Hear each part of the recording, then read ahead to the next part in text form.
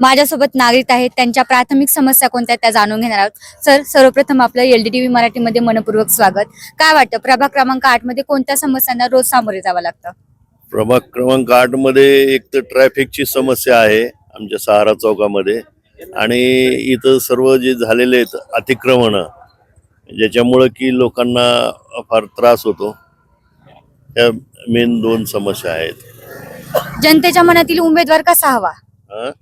जनतेच्या मनातील त्यांच्या मनातला उमेदवार म्हणजे सर्वसामान्य लोकांचे सर्व प्रश्न सोडवणारा, प्रत्येकाच्या सुखदुःखात सहभागी असणारा, असा सर्वसमावेशक पाहिजे.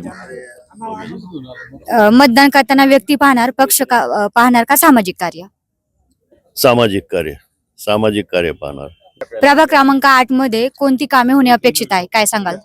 प्रभाग क्रमांक 8 मध्ये एक तर इथलं अतिक्रमण हटलं गेलं पाहिजे, आणि दुसरं म्हणाल तर इथं लोकांना खेळण्यासाठी असं ग्राउंड नाहीये मोठं, म्हणजे मुलांना त्या ग्राउंडची व्यवस्था व्हायला पाहिजे. पाणी व्यवस्थित मिळालं पाहिजे 24 तास.